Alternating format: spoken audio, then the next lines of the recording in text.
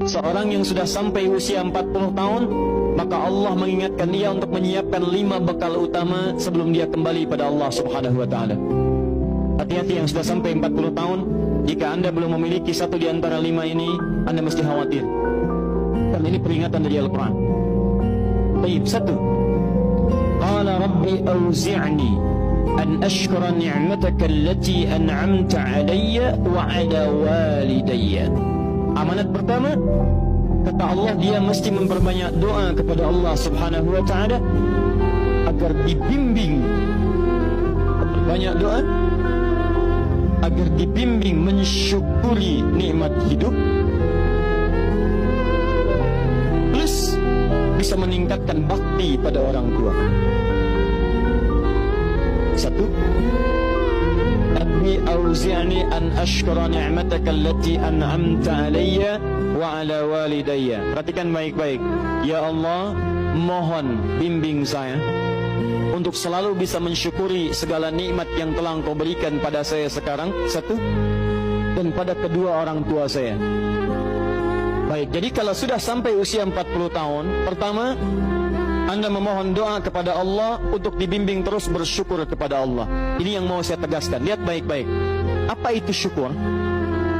Tidak ada makna lain dari syukur yang tertuang dalam Al-Quran dan hadis kecuali ungkapan kebahagiaan atas nikmat yang Allah berikan kepada kita dengan cara menggunakan nikmat itu sesuai dengan fungsi yang telah Allah tetapkan.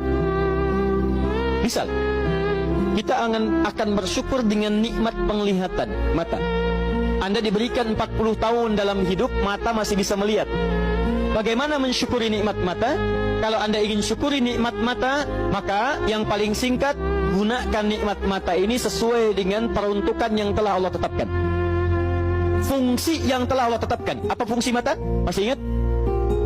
Melihat yang baik-baik. Quran surah ke-24 ayat 30 untuk laki-laki, ayat 31 untuk perempuan. Qul lil mu'minina yaghuddu min absarihim. Katakan pada pria-pria yang merasa punya iman. Dengan iman itu dia yakin dengan akhirat. Wabil akhirati hum yuqinun. Karena yakin dengan akhirat dia sadar akan pulang dan dia tahu nikmat matanya akan ditanya oleh Allah Subhanahu wa taala. Katakan pada pria-pria yang yakin bahwa matanya akan ditanya oleh Allah. Quran surah ke-17 ayat 36. Inna sam'a wal basara wal fuada kullu ulaika kana anhu mas'ula. Setiap pendengaran Anda, penglihatan Anda, plus apa yang Anda fikirkan, satu saat akan ditanya, dipertanggungjawabkan di hadapan Allah Subhanahu wa taala. Karena itu kata Allah, katakan pada orang-orang yang yakin dengan itu semua, ghuddu ya ghuddu min absarihim, matanya hanya boleh melihat yang baik-baik saja. Yang tidak baik palingkan. Ibu juga sama, ayat 31-nya. Wa kullil mu'minati yaghdudna min absarihinna. Katakan pada perempuan yang merasa yakin dengan Allah, yakin akan pulang, yakin akan ditanya, matanya hanya boleh melihat yang baik-baik saja menurut Allah. Yang tidak baik palingkan. Di ghaddul basar itu bukan enggak boleh lihat, Pak. Ghaddul basar itu silahkan lihat, tapi ketika yang dilihat tidak baik menurut Allah, maka palingkan dari itu semua. Ini tidak tepat, teman-teman sekalian. Anda hanya mengucapkan alhamdulillah ya, sampai sekarang penglihatan masih baik. Belum cukup. Baik itu dipakai lihat apa? Penglihatannya baik, tapi masalahnya yang dilihat baik tidak. Itu poinnya. Maaf, ada anak usia 4 tahun, Bu, Pak, tidak bisa melihat. Dalam tidak bisa melihatnya, dia masih mau menghafal Al-Quran. Namanya Mu'af. Tinggalnya di Asyut, adanya di Kaira, negaranya Mesir. Matanya nggak bisa lihat, tapi dia sampaikan pada bapaknya, Pak, saya ingin menghafal Quran. Saya ingin menghafal Quran. Kata bapaknya, kamu yakin? Saya yakin.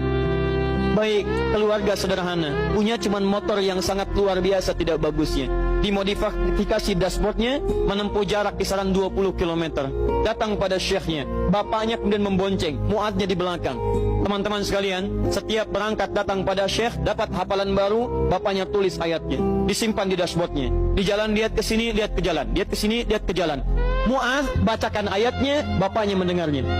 Secara singkat, tiba-tiba setelah itu fasenya berakhir, jadilah anak ini hafal Quran. Yang ngantar belum hafal Quran, yang diantar nggak bisa lihat hafal Quran. Saking mudahnya Al-Quran, yang nggak bisa lihat bisa hafal Quran. tapi bapaknya dapat pahala dari transferan anaknya. Perhatikan baik-baik.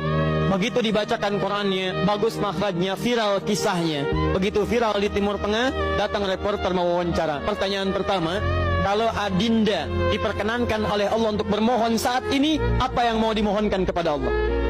Reporter ini mengira dia akan meminta doa seperti ibunda Imam Al-Bukhari bermohon kepada Allah supaya Al-Bukhari disembuhkan dari butanya.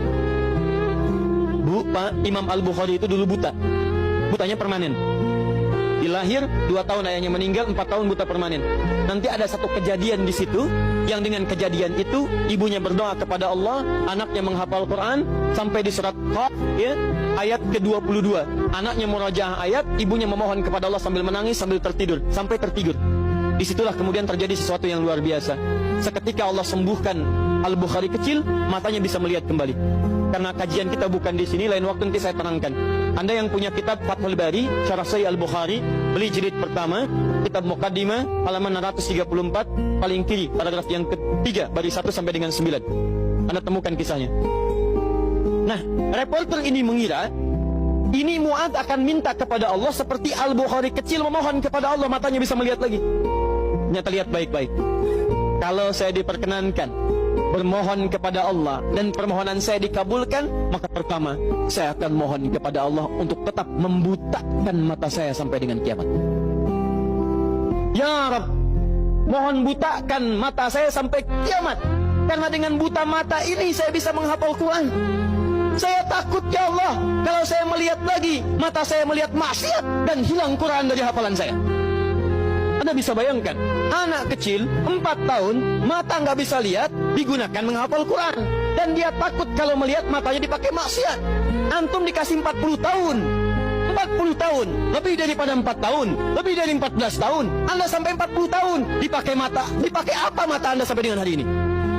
Berapa maksiat yang telah Anda kumpulkan dari mata Anda itu?